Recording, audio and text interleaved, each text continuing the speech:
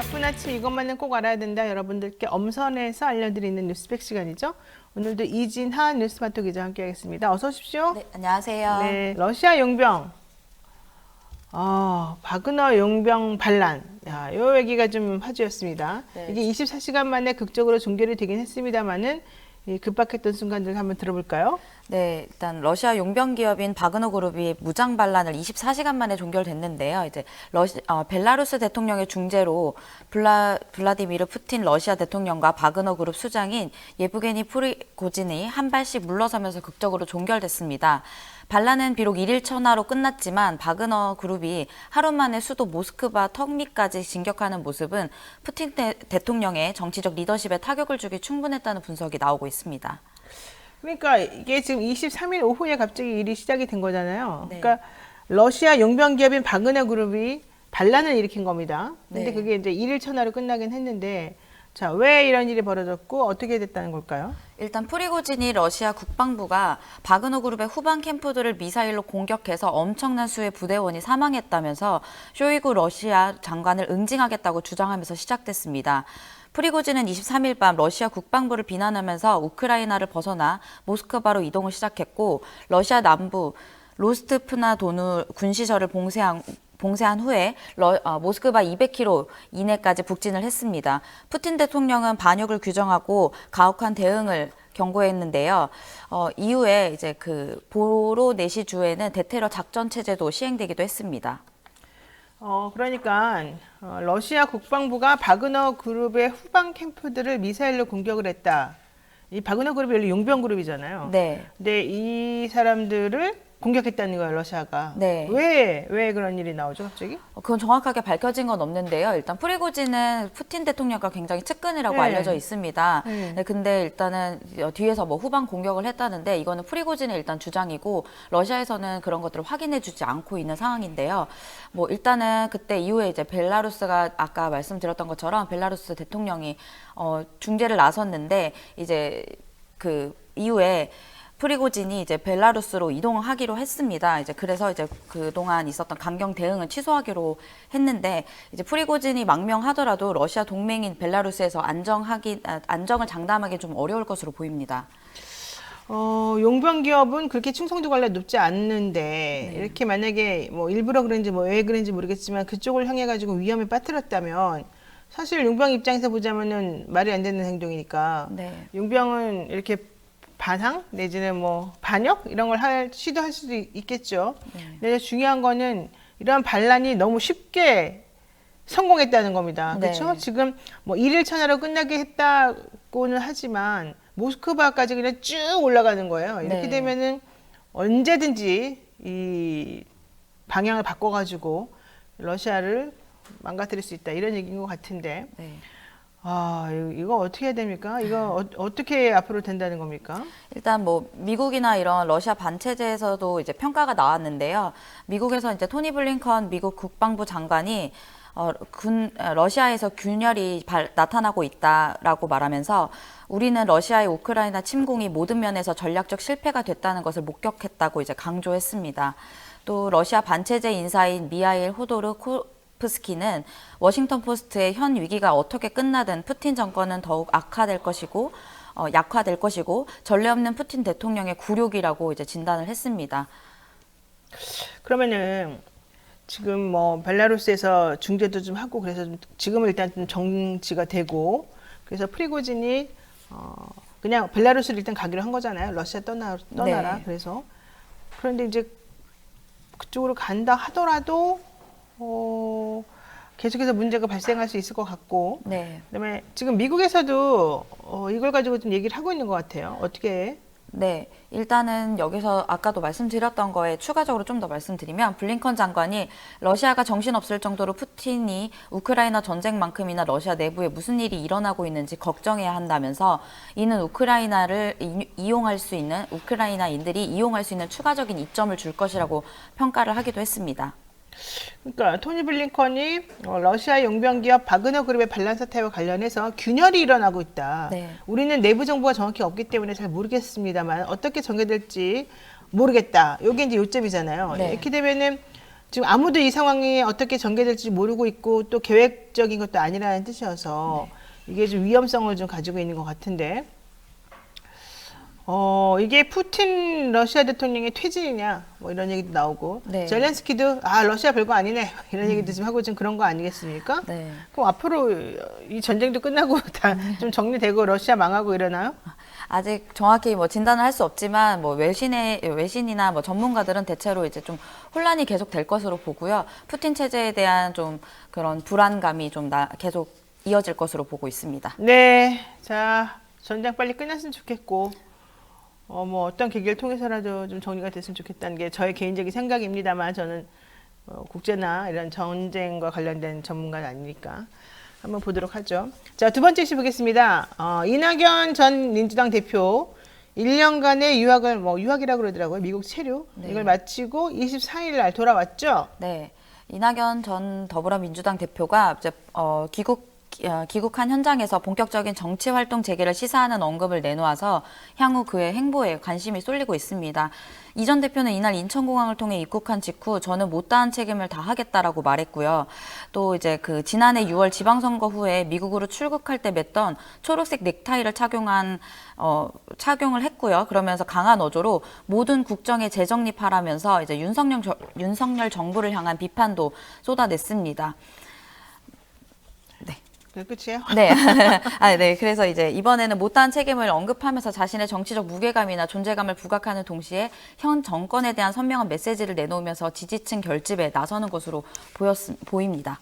그러니까 지금 그 이낙연 대표가 돌아오면서 내가 없었더니 대한민국 엉망진창이더라. 내가 와가지고 좀 정리를 해야 되겠다. 네. 다시는 안 나간다.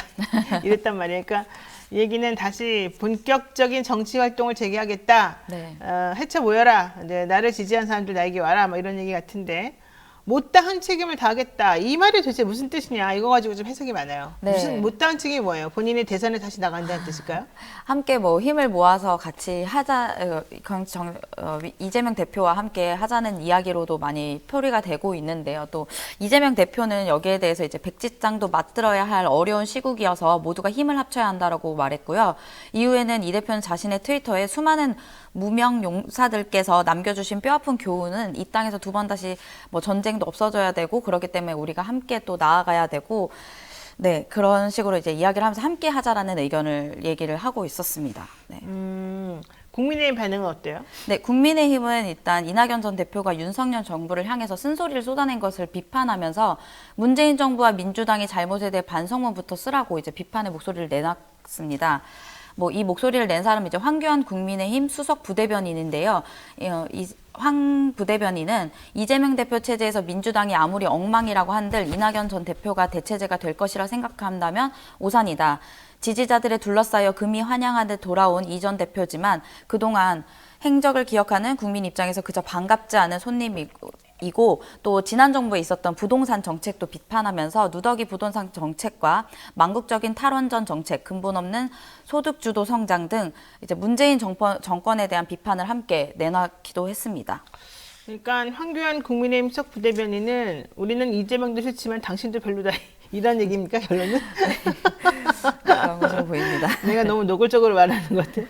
근데 중요한 거는 이낙연 대표의 마음인 것 같아. 이낙연 전 대표는 내가 돌아와서 좀 정비를 해야 되겠어. 내가 힘을 좀 쓰면 뭔가 달라질 것 같아.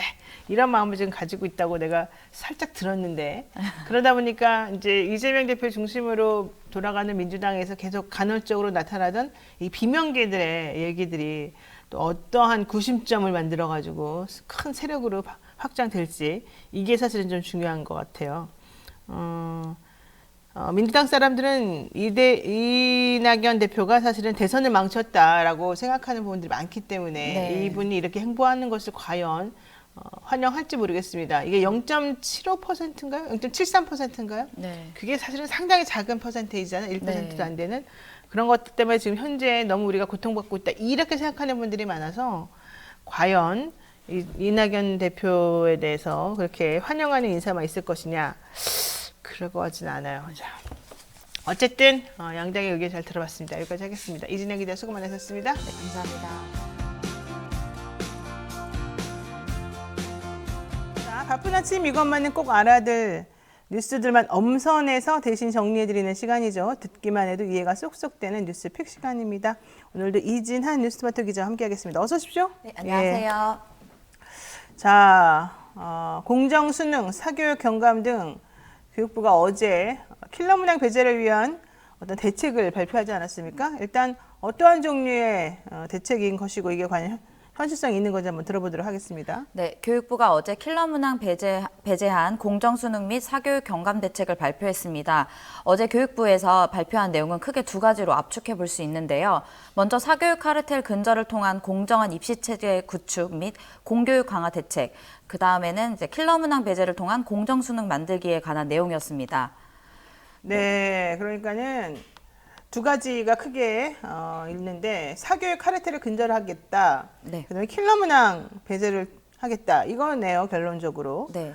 사교육 카르텔 이런 얘기 정확히 뭔지 사실 좀 감은 잘 안 오는데 네. 한번 기도 들어볼까요? 네, 일단 이주호 부총리 겸 교육부 장관은 브리핑에서 물가 상승과 코로나19로 인해 학력 저하 등이 겹쳐지면서 초중고등학생 1인 사교육비가 2017년에 27만 2천 원이었는데 지난해 41만 원으로 급증했고 사교육 총액이 그래서 26조 원으로 역대 최대 규모를 기록했다고 밝혔습니다. 이를 위해 정부는 이제 공교육 일환으로 중고등학생 대상으로는 주요 교과목에 대한 방과 후 교과 보충 지도와 학생 수준에 맞는 학습 실현, 원하는 수업을 선택할 수 있는 고교 학점제 등을 언급했고요. 초등학생은 늘봄 학교를 통한 돌봄 서비스와 다양한 체육 및 예술 활동 방과 후에 지원하겠다고 발표했습니다. 저는 이런 거 발표할 때마다 항상 이상하던데 초중고교생 1인당 사교육비가 2017년도에 27만 2천 원, 지난해 41만 원이라고 그랬잖아요. 네. 사실 집에서 쓰는 돈 진짜 더 많거든요. 왜 이렇게 되는지 솔직히 좀 이해가 안 가요. 왜냐면 그 학습지 같은 거 한두 개 보통 네. 하면 그것만 해도 벌써 얼마에 학원 하나 보내면 또 얼마인데 이렇게 생각보다 적네요. 솔직히 말하면. 근데 그럼에도 불구하고 이것을 적다라고 우리가 할 수가 없는 게 지난해 사교육비 총액이 26조 원이라는 거잖아요. 네. 와, 진짜 우리나라 돈 어마어마하게 쓰는군요. 자, 그래서 어떻게 하겠다는 거예요, 그래서? 네, 일단 그래서 공교육을 강화하겠다라는 발표를 했고요. 일단 두 번째로 이제 보면요. 킬러 문항 배제한 수능을 이야기했는데 그동안 변별력을 가리는 이제 킬러 문항 이야기가 굉장히 많았습니다. 정부가 변별력을 갖추되 공교육 과정에서 다루지 않은 내용을 상위 1%가 맞출 수 있는 소위 킬러 문항을 이번 수능에서 빼겠다고 밝혔습니다. 더 나아가 향후 수능에서도 공교육 과정에 벗어나는 문항들을 학생과 학부모 눈높이에서 확실하게 배제하겠다는 뜻도 밝혔습니다. 사실 킬러 문항이라고 하는 게 제일 핵심은 변별력 강화 아니겠습니까? 네. 변별력을 높이기 위해서 우리가 안 배운 데를 일부러 콕 찾아가지고 뭔가 문제를 만들어내고 하는 그들만의 리그, 이런 킬러 문항은 없애는 게 좋겠다. 이런 말은 사실 일리가 어느 정도 있다고도 볼 수 있겠는데 네. 문제는 과연 이게 가능하냐, 그리고 진짜 킬러 문항이라는 게 정확히 뭐냐, 이런 거 아니겠어요? 어제 이제 킬러 문항에 대해서 이제 분석한 것을 또 내놨는데요. 지난 일주일 동안 최근 3년간의 수능 시험과 모의 평가를 점검한 결과를 이제 이야기했습니다. 과목은 주요 과목인 국어랑 영어, 수학 이렇게 세 가지였는데요. 총 480개 문항을 확인한 결과 22개 킬러 문항을 선별했다고 설명했습니다. 그러나 이제 일주일 동안 좀 시간의 분석은 좀 짧았다라는 의견도 있고요. 제가 어제 대형 학원 또 이렇게 관계자들을 좀 취재를 해봤는데 한 분은 수능 변별력이 상당한 중요한 부분인데 일주일 만에 검토를 끝난 것이 좀 이제 끝낼 수 있는 사안인가 좀 판단하기 어렵다 이렇게 보셨고, 또 공개된 킬러 문항의 정답률이 함께 공개되지 않아서 이게 과연 킬러 문항이라고 할 수 있는지, 또 킬러 문항의 정의에 대해서 이제 좀 의문을 갖기도 했습니다. 사실 저도 이거 좀 이상하더라고요. 킬러 문항은 공개를 하는데 정답은 안 말해주니까 정답률이 안 나왔죠. 네, 이게 정확히 뭔지 정답률을 안 말해주니까 네. 그래서 보통 10% 이내로 맞추는 것을 킬러 문항이라고 했다 그랬다가 30%가 맞추는 킬러 문항도 많았다는 거 아니에요? 네, 일단 수학 같은 경우에는 이제 그 주관식이라서 5% 밑으로 이제 3%, 2% 정도의 정답률을 보였던 것들이 있었고, 국어 같은 경우에는 30%가 됐기 때문에 사실상 중위권 학생들도 다 맞출 수 있는 문제라고 하거든요. 네, 그러니까요. 네, 그래서 이런 부분에서 좀 더 설명이 필요하다라는 입장이었습니다. 자, 여기에 대해서 여야 반응도 있죠. 네, 정부 여당에서는 또 문재인 정부 때 사교육비가 급증했다고 이제 원인을 분석하면서 문재인 정부를 또 비판을 했는데요. 야당에서는 수험생에게 혼란만 가중시키는 일이라면서 5개월 남은 수능을 이제 앞두고 졸속 추진은 멈춰야 된다라고 이제 비판했습니다. 2017년도에 27만 원이었는데 2023년도에 40만 원이 넘으면은 문재인 정부 때 사교육 비용이 급증했다고 할 수 있나요? 상당히 이상한데요. 아무래도 뭐 코로나 때문에도 여러 가지로 집에서 뭐 문제가 교육할 있었다고 수밖에 하니까. 없고, 예, 네. 학교 잘 못 가고 뭐 이런 것들 때문에 아무래도 공교육보다는 그래서 그때 빈익빈 부익부가 좀 심화된다 이런 네. 얘기도 좀 있었던 것 같긴 해요.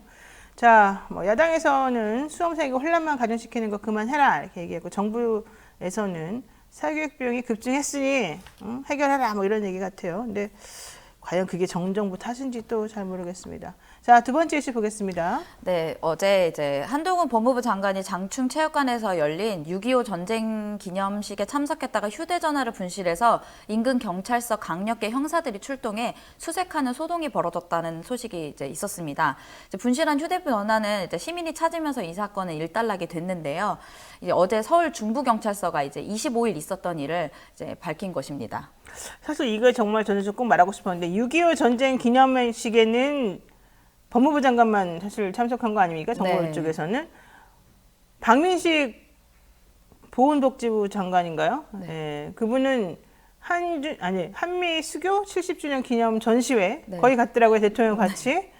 예, 그러면 도대체 정부 측에서는 누가 나온 건지 제대로 지금 보도도 잘 안 되어 있는데 어쨌든 그냥 유일하게 그래도 어쨌든 정부 쪽 입장이라고 해서 장관이 나와가지고 네. 참전 용사들이나 그 후손들하고 같이 자리하고 참 분위기 좋았는데 갑자기 핸드폰 잃어버렸다고 강력 네. 사팀을 막 불러가지고 수색하고 그랬잖아요. 야, 이게 도대체 뭡니까?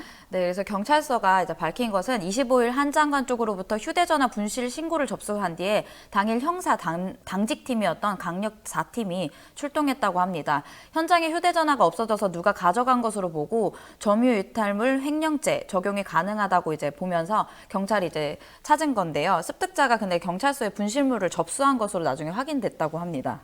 아니 핸드폰 잃어버렸다고 강력팀이 막 출동을 해가지고 다 뒤지고 그래요? 그죠. 보통은 이제 통상적으로는 그러지 않는 것으로 알고 있는데 저도 핸드폰을 많이 잃어버려 왔지만 경찰서에서 이렇게 강력하게 움직이는 건 좀 이제 권력 남용이 아니냐라는 이제 의견도 있습니다. 아, 그러니까요. 솔직히 말해가지고 핸드폰 잃어버렸다 그러면은 분실물 들어올 때까지는 기다리세요. 이게 일반적인 루틴인 걸로 알고 있는데 강력 4팀이 그리고 딱 하필이면 그때 당직이었대요. 팀 전체가.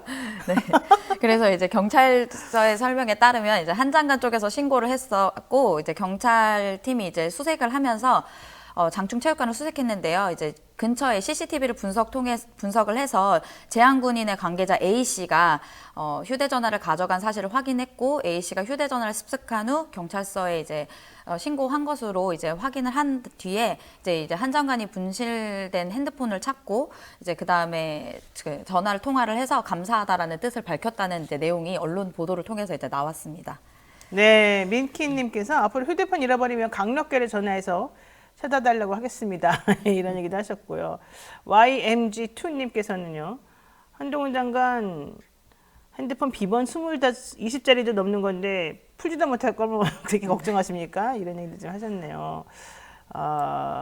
재향군인의 어떤 시민분이 전화를 습득해서 경찰에 분실물 신고를 한 것을 알려졌는데 이거 좀 너무 오바 아닙니까? 솔직히 말해서. 네, 그래서 근데 경찰에서는 이제 통상 휴대전화가 현장에서 없어지면 이제 당직팀이 출동한다라고 이제 발표를 했습니다. 그래서 다른 이제 일각에서 시민들이나 이제 댓글 반응을 보면 사실 이건 조금 무리한 당직 게 아닌가. 잠깐만요. 핸드폰 잃어버렸다 소식이 들어오면 강력계가 당직팀? 네, 강력팀? 당직팀이요. 네. 근데 하필이면 당직팀이 강력 4팀이라고요? 네, 팀 그렇습니다. 전체가 일요일이었는데. 네. 네. 뭐 일단 경찰 측에서의 해명이기 때문에 중구는 그 강력한 사건이 별로 없나 보죠. 여기까지 해야 될 것 같습니다. 네, 오늘 우리 이진아 기자하고 얘기 잘 했는데요. 김동준님께서 너무 재밌는 질문 하나 해주셔서 제가 한번 얘기해 볼게요. 네. 킬러 문항의 예. 딱 우리한테 알려주는 거예요. 아까 네. 핵폐수 처리를 가장 적합한 방법은 무엇일까요? 예, 질문이고요. 1. 고체화, 2. 바다방류, 3. 한국 관료 음수. 그러니까 한국 관료들이 먹어라 이거겠죠. 그다음에 네 번째, 일본 관료들이 먹어라. 답은 뭡니까? 글쎄요, 저는. 정말 킬러 문항인데요. 대답할 수가 없겠습니다. 네. 우리가 여기까지 하겠습니다. 예, 오늘 고생 많으셨습니다. 네, 감사합니다. 네, 바쁜 아침 이것만은 꼭 알아야 된다. 여러분들께 알려드리고 싶은 뉴스만 엄선해서 대신 정리해드립니다. 듣기만 해도 이해가 쏙쏙 되는 뉴스팩 시간인데요. 오늘도 이진하 뉴스마토 기자와 함께하겠습니다. 안녕하십니까? 네, 안녕하십니까. 첫 번째 이슈부터 보겠습니다. 이번 주 장차관 후보자 인사를 대통령실에서 단행을 한다고 하는데요. 와, 학폭 코인 검증하겠다. 네. 이거 정순신 변호사만 안타까운 상황이 됐습니다. 예, 얘기해 주시죠. 네, 대통령실이 이번 주 장차관 인사를 대거 예고했습니다. 대통령실은 대상자들에 대해 폭력 전가와 소송 여부를 파악했고 최근 논란이 된 가상화폐 보유 여부 등도 검증했다고 밝혔습니다.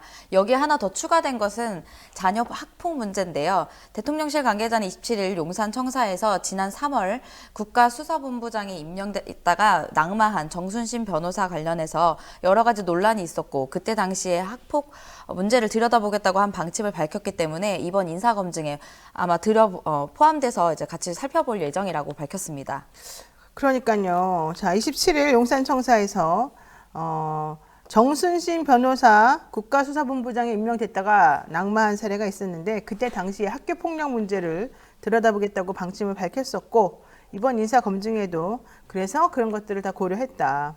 하지만 뭐 특별하게 자료를 가지고 조사한 건 아닌가 봐요. 그냥 물어봤나 봐요. 네, 다만 구체적인 서류 조사가 아닌 학폭 여부나 이런 것들 소송 여부를 질의하고 그냥 답변만 받은 정도인데요. 네. 또 답변이 허위일 경우에 인사조치 등의 사전 고지도 했다고 합니다.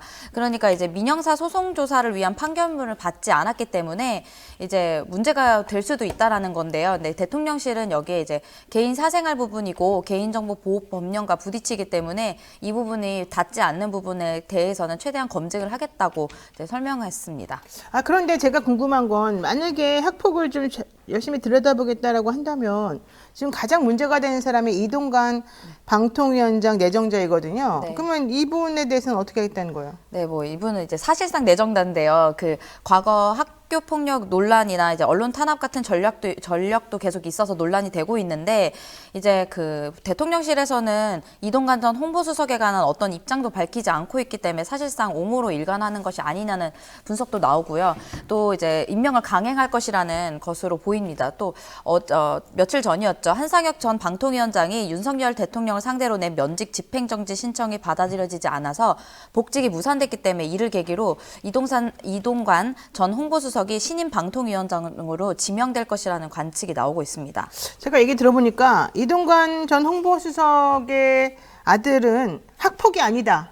네. 이렇게 결론을 내린 것 같아요. 네, 아무래도 뭐 피해자가 저를 피해자로 불러지 말라 뭐 이런 식으로 얘기하는 것도 있었기 때문에 그런 식으로 여론몰이를 통해서 학폭이 아니다라는 식으로 나가려고 하지만 사실 이제 여론은 계속 좋지 않는 것 같습니다. 저번에 이제 저희 코너에서도 했던 금요일날 코너에 있는 쇼미더 민심에서도 봤듯이 이동관 전 홍보수석의 이제 지명을 반대하는 의견이 절반 이상이었거든요.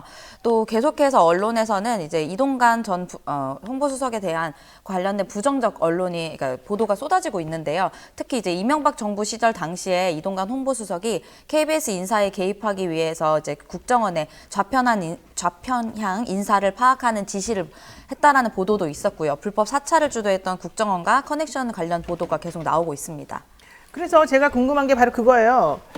사실은 그 학폭 관련된 피해자는 한 명이 아니라 여러 명이잖아요. 네. 근데 그 여러 명 중에 한 명이 그냥 이제 잘 지내고 있고 학폭 피해자를 부르지 말아라 라고 했다고 해서 그 나머지 사람들에 대한 학폭이 없어지는 게 아니고 네. 이게 2015년에도 교육청 차원에서 이거를 그때 교육감이 다 확인하고 서울시 교육위원회에서도 다 검토해봤다는 얘기이기 때문에 네. 이걸 학폭이 아니라고 생각한다는 거는 정말 어불성설인 것 같거든요. 근데 네. 어쨌든 그거 아니라고 지금 주장을 하고 있고요.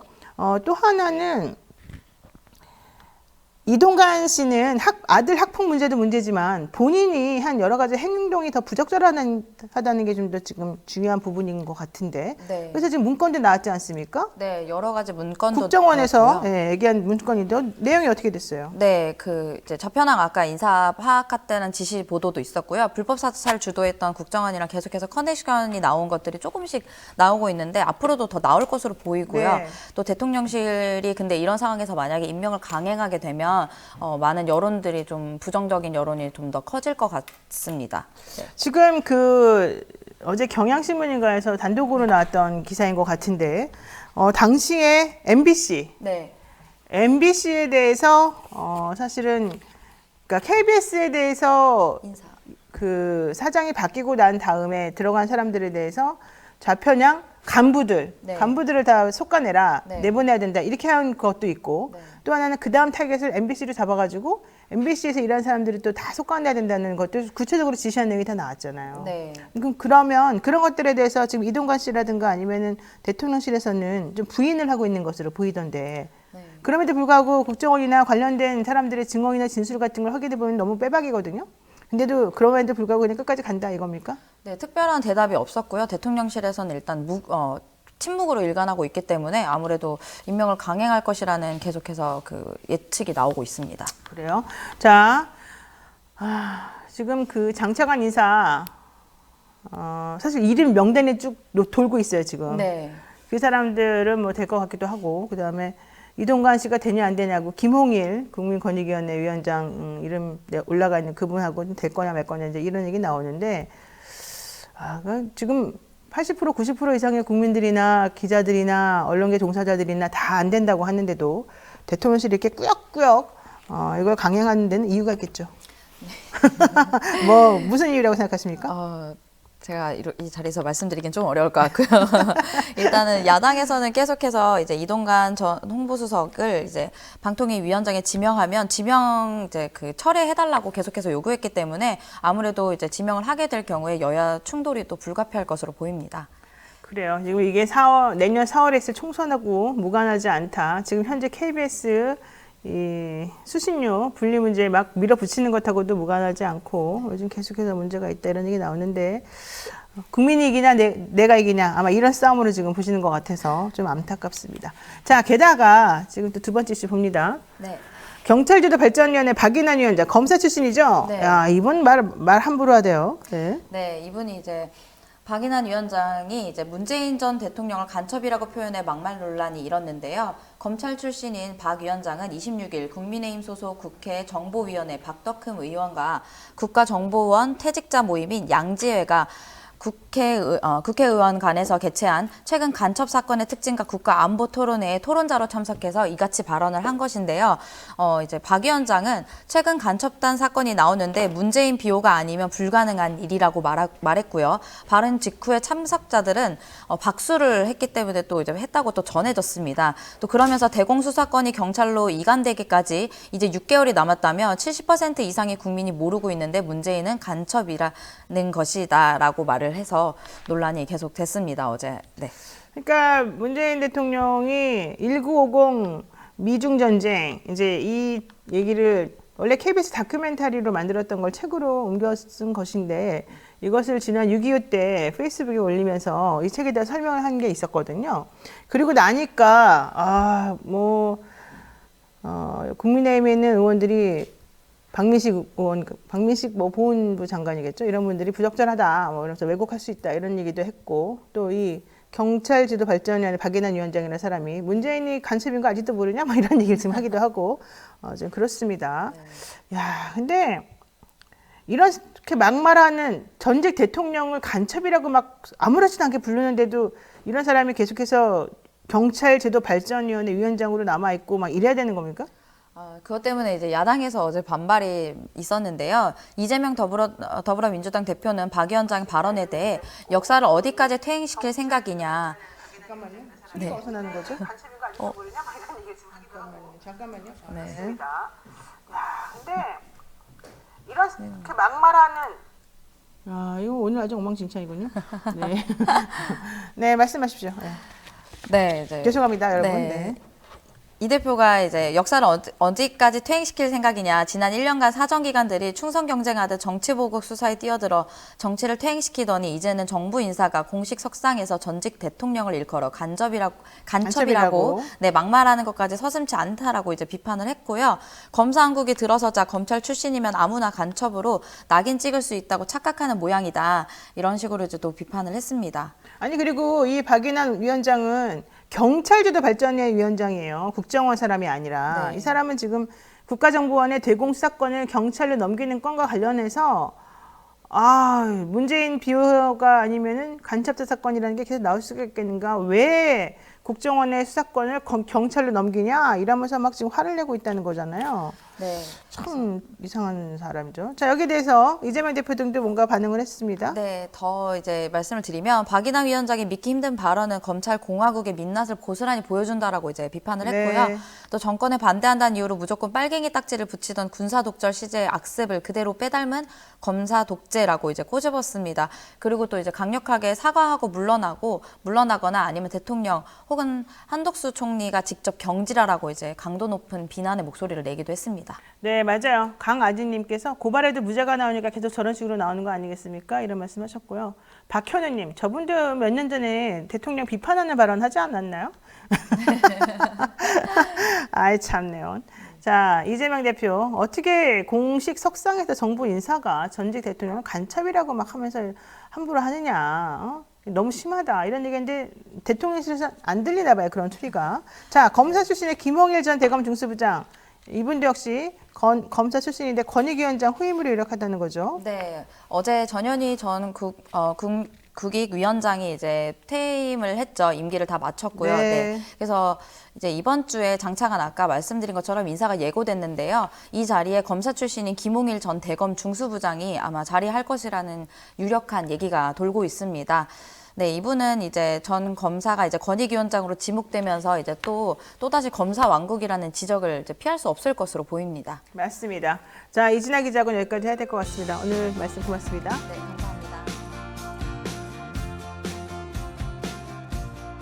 네, 바쁜 아침 이것만은 꼭 알아야 됩니다. 여러분들에게 우리 뉴스 제작팀에서 엄선해서 알려드리는 뉴스 전달 시간입니다. 듣기만 해도 이해가 쏙쏙 되는 뉴스팩 시간인데요. 오늘도 이진하 뉴스토마토 기자 함께하겠습니다. 안녕하십니까? 네, 안녕하십니까? 네, 처음에 우리가 대통령의 수능 발언이 있었을 때 이렇게까지 연결돼서 나비 효과가 있을 줄은 몰랐었어요. 그랬는데 어쨌든 정부가 사교육 카르텔을 근절하겠다고 하면서 곧바로 대한민국의 최대 규모를 자랑하는 메가스터디 네. 본사 그리고 UA 본사 뭐 강남구에 있는 시대인재 종로학원 이런 곳에다가 조사원들을 보내서 세무조사를 지금 아주 가열차게 하고 있습니다. 네. 정부가 사교육 카르텔 근절하겠다고 한 지 하루 만에 대형 입시 학원의 전방위적 조사에 들어갔습니다. 세무당국이 어제 대형 사교육 업체들에 대한 동시다발적인 세무조사에 들어간다고 밝히면서 검찰로 치면 이제 특수부로 불리는 서울국세청 조사 4국의 이례적인 규모로 입시 학원 조사에 나선 것입니다. 어제 오전에 국세청은 서울 서초구에 있는 메가스터디 본사, UA 본사, 강남구에 있는 시대인재, 종로학원 등의 조사원을 보내서 회계장부 및 세무 관련 자료 확보에 나섰다고 밝혔습니다. 이번 조사는 일반적인 정기조사가 아닌 비정기 세무조사입니다. 그러니까 이게 대통령이 갑자기 수능 얘기를 하면서 뭐 쉽게 내라, 뭐 어렵게 내라, 킬러 문항의 문제다 이런 얘기 이제 한마디씩 하면서 일타 강사들이 애들만 불쌍하다 네. 이런 취지로 본인의 생각을 짤막하게 SNS에 올렸어요. 그러고 났더니 갑자기 이제 그 일타 강사들 니네가 100억대 연봉 부자인데 그런 만한 가치가 있느냐부터 시작해가지고 아주 엄청나게 공격을 해대기 시작했죠. 그러면서 입 다물지 않으면 위험하다 이런 분위기가 팽배하고 결국은 세무조사를 하는군요. 네. 근데 이 메가스터디 같은 데는 서울대학교에서 운동하시던 분들이 모여가지고 만든 학원이라는 거잖아요. 네. 그래서 지금 정부에서는 좌빨의 자본 같은 거를 공급해주는 통로 아니겠냐, 뭐 이런 얘기까지 지금 나오나 봐요. 네, 말씀하신 것처럼 메가스터디는 이제 그 원조 일타 강사로 불리는 손준 메가스터디 회장이 있는 곳인데요. 그렇죠. 이분이 또 이제 그 킬러 문항 관련해서 얘기 나오면서 이제 그 KBS 더 라이브에 출연해서 킬러 문항을 만든 건 정부라면서 이제 비판을 하기도 했습니다. 네. 그리고 이번 세무조사는 윤석열 대통령이 고난이도 문제인 킬러 문항을 문제 삼은 지 13일 만에 진행됐고요.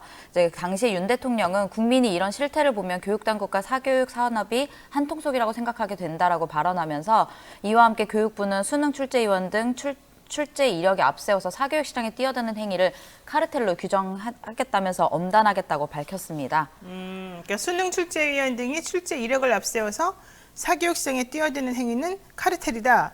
네. 그러면 수능 출제위원인 정규 학교 선생님들은 그 학교 다니면 안 되겠네. 그렇잖아요. 이와 같은 논리라면.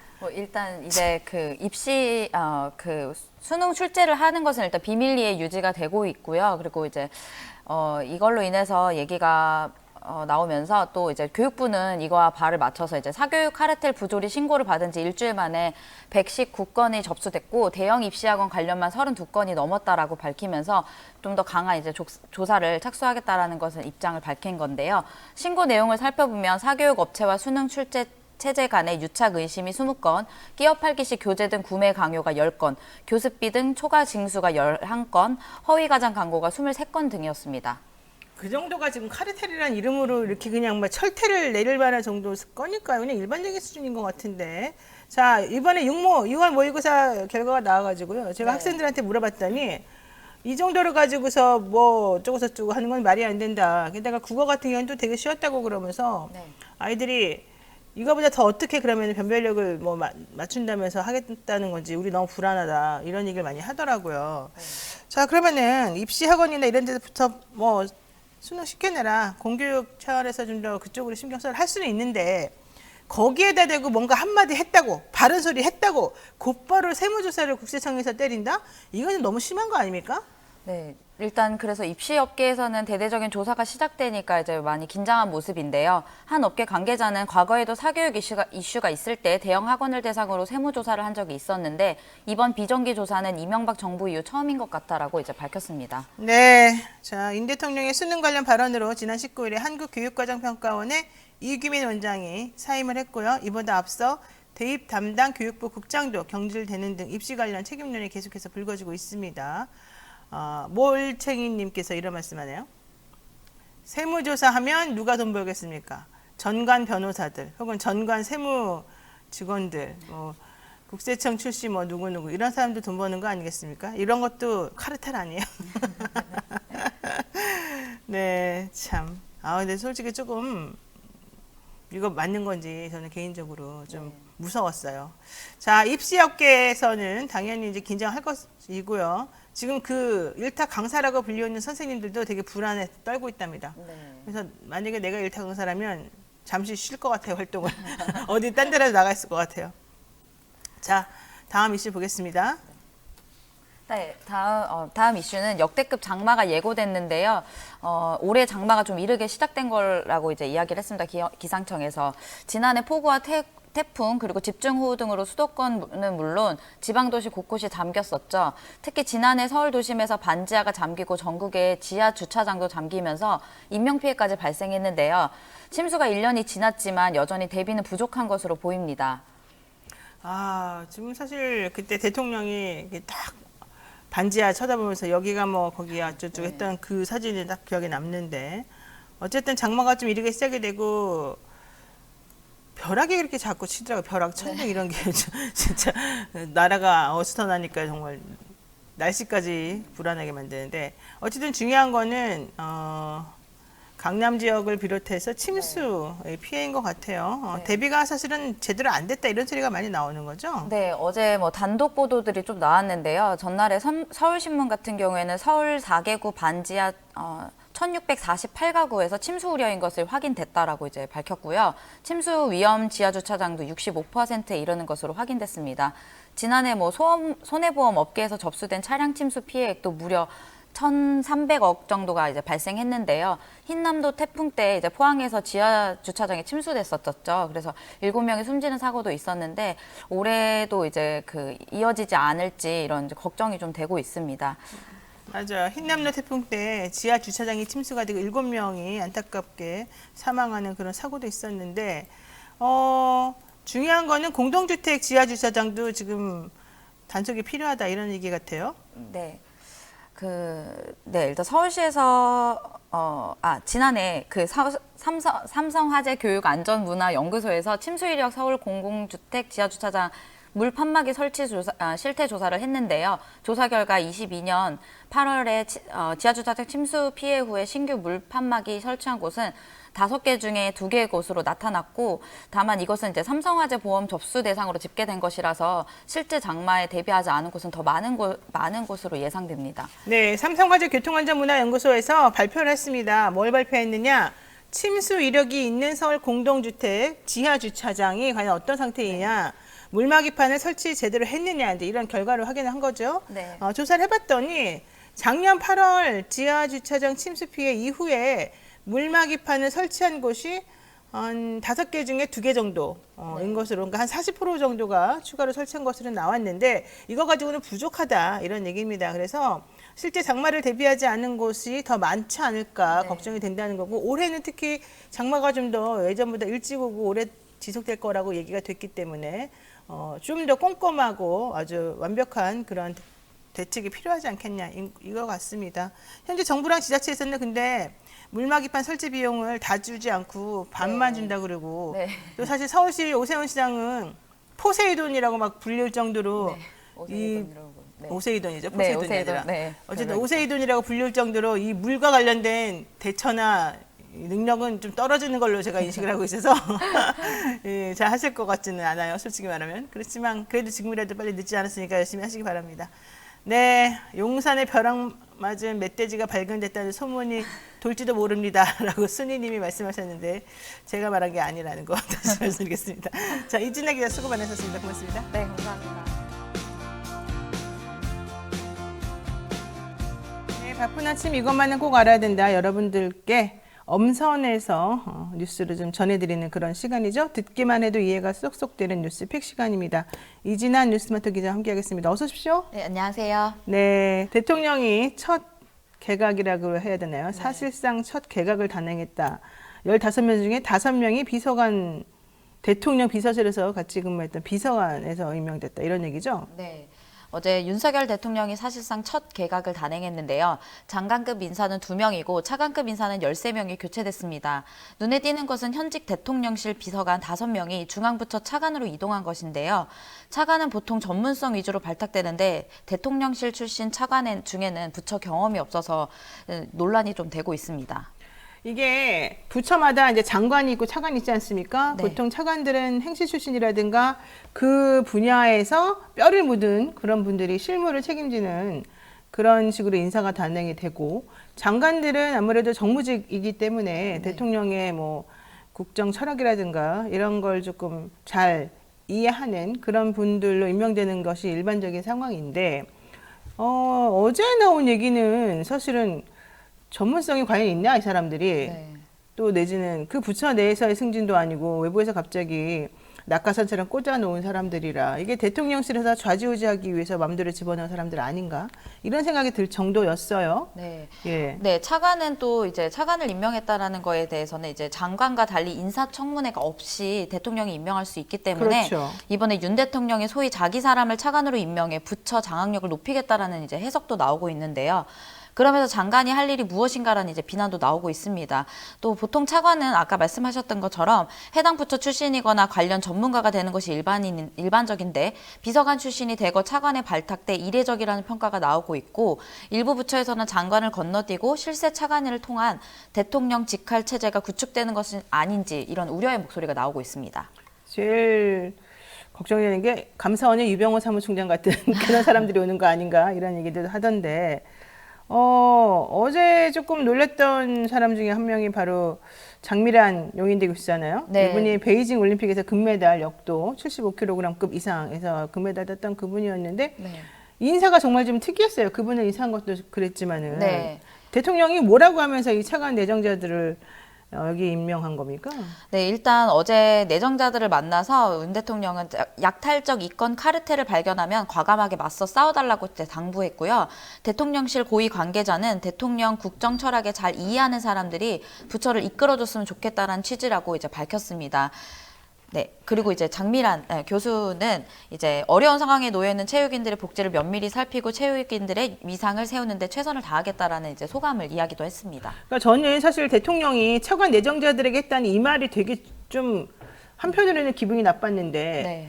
약탈적인 이권 카르텔을 발견하면 과감하게 맞서 싸워달라. 이 얘기는 그 각 부처에 지금 현재 부정부패가 만연하다. 자기네끼리 이권 카르텔을 형성하고 있다. 뭐 이런 얘기이잖아요, 전제로. 네, 그런 이야기를 좀 전제로 하는 것 같아서 이제 좀 불편한 그 네, 그런 부처 내용들이 사람들이 나왔죠. 보면 얼마나 기분 나쁘겠어요. 네. 우리를 도대체 잠재적 범죄자로 네가 취급하고 있구나. 이런 생각을 안 할 수가 없는데 그렇게 따진다면 대통령실이라든가 뭐 대통령을 둘러싸고 있는 여러 가지 환경을 봤을 때 지금 누가 누구한테 그런 말 할 수 있나? 이런 얘기를 안 할 수가 없는 상황입니다. 네.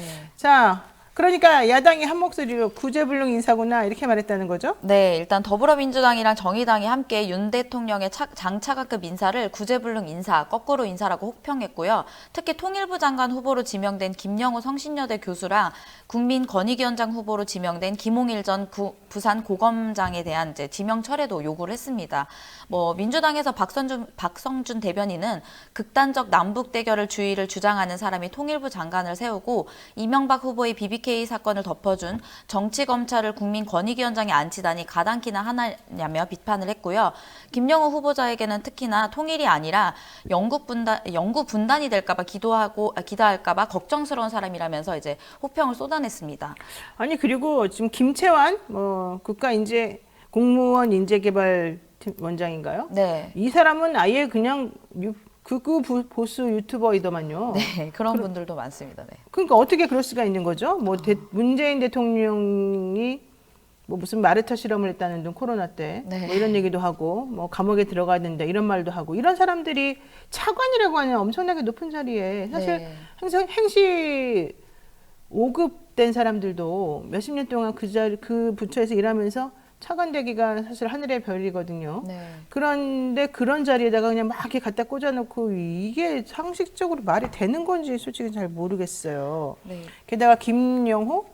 네, 김영호. 네, 이 사람은 뉴라이트 교수라는 거잖아요. 네. 김홍일 고검장은 BBK 무혐의 냈던 사람들이. 그러니까 정권의 입맛에 맞춰서 딱딱딱딱 요리해서 갖다 대주는 이런 사람들을 이번에 차관에 다 집어넣은 것 같은데 잘 될까요? 일단 이제 김영호 통일부 장관 이제 후보 이분에 대한 이야기가 제일 많았거든요. 네네. 이제 정의당 배진교 원내대표도 이제 김정은 정권 타도 촛불 시위 전체주의라는 이제 온갖 극우적 발언을 일삼아온 김영호 후보는 전형적인 뉴라이트 인사라며 더욱이 2000년 6월 남북 공동선언은 북한의 선전과 선동에 완전히 노란한 것이라고 이제 주장을 했던 이분을 김영호 후보는 사실상 이제 그 윤 대통령이랑 통일 전선도 이렇게 통일 철학도 맞지 않는데 이분을 지명한 것은 정말 이해할 수 없다. 철회를 해라. 이렇게 이야기를 계속 하고 있습니다. 그러니까요. 근데 좀 걱정스러운 게 물론 뭐 북한하고 지금 우리가 특히 이번 정부 들어와가지고 적대적인 상황이 더 심화되긴 했습니다만은 우리가 원하는 거는 그럼에도 불구하고 어쨌든 같은 민족끼리 잘 좀 평화롭게 통일하든지 해보는 거 이런 거잖아요. 네. 근데 지금 이 김영우 교수는 그거하고는 완전히 반대되는 방향으로 지금 걸어가고 있어서 오히려 남북 분단을 고착화시키는 사람이다 이런 평가가 많단 말이죠. 네. 아유 참네요. 모르겠습니다만 이상합니다. 자, 두 번째 이슈 보겠습니다. 네, 두 번째 이슈는 이제 일본 오염수 방류에 관한 이야기인데요. 국민의힘이 최근 수산물 먹방을 하면서 일본 오염수 방류에 대한 불안감을 해소하고자 이제 노력을 하고 있습니다. 네. 근데 여기에 이제 금융당국도 발을 맞추는 모양새를 보였는데요. 어제 금융위원회와 금융감독원도 어제 후쿠시마 오염수 방류 관련 부당 권유 엄정 대응이란 이제 보도자료를 발표했습니다. 이 내용을 좀 살펴보면은 일부 보험사가 원전 오염수 방류로 국내에도 방사선이 전파돼 향후 암 발생률이 높아질 수 있기 때문에 암보험이 필요하다며 마케팅을 펼쳤다는 얘긴데요. 금융당국은 이에 해당 보험 회사의 불건전한 영업 행위를 즉시 중단하도록 하고 유사 사례 재발 방지를 촉구하려고 한답니다. 근데 이제 이거는 이제 뭐 비과학이다 이런 얘기도 있었거든요. 네. 네, 그래서 금융당국이 이제 비과학적 사실을 근거로 소비자 불안감을 조성하는 영업행위가 없는지 면밀하게 감시할 것이고 이 과정에서 금융소비자보호법 위반 사항을 확인할 경우 즉각적인 검사를 통해 엄중 조치하겠다고 이제 밝혔습니다. 그래요. 사실 이제 우리가 지금 오염수 방류 관련해서는 또 조금 이따가 더 자세하게 얘기를 나누기는 하겠습니다만은, 신한라이프는 신한생명 그 회사 아닙니까? 네. 이름을 바꾼 걸로 알고 있는데, 이 회사가 후쿠시마 오염수가 방류되면 암 발병률이 높아질 것이다. 이렇게 말했다는 것 자체만으로도 사실은 이게 되게 의미가 있는 거거든요. 이거 어떻게 이런 일이 지금 발생됐다는 거예요? 뭐 근거가 있어서 말하는 건가요? 네, 이제 뭐 다른 이제 원자력 관련해서 그 정부에서도 그런 얘기를 했었고요. 오염수를 마시면 안 된다. 뭐 이제 마신다는 분들이 워낙 많아서 마시면 안 된다라는 얘기도 했었고, 그리고 이제 원자력 오염수라는 것은 이제 여러 가지 문제를 야기하기 때문에 암 발병뿐만 아니라 여러 가지 또 다른 기형적인 문제도 나올 수 있다라는 얘기를 하고 있습니다. 근데 이걸 비과학적이다라고 말을 하면서 네, 이야기를 할 것은 좀 아니라고 이제 보이거든요. 그것도 이제 금융당국에서 네. 정부 차원에서 이야기하는 것은 이제 그 여당과 그냥 여당과 발을 맞추는 그냥 모양새가 아니냐 이런 비판도 나오고 있습니다. 그래요. 지금 금융 당국에서는 되게 좀 당혹한 그런 인상을 좀 받았는데, 네. 원전 오염수 방류로 국내에도 방사선이 전파돼서 향후 암 발병률이 높아질 수 있다. 이렇게 말한 이 해당 보험회사 불건전 영업행위에 대해서 엄중 문책했다. 뭐 이런 얘기가 지금 나오지 않습니까? 네. 이 회사만 근데 그렇게 했을까요?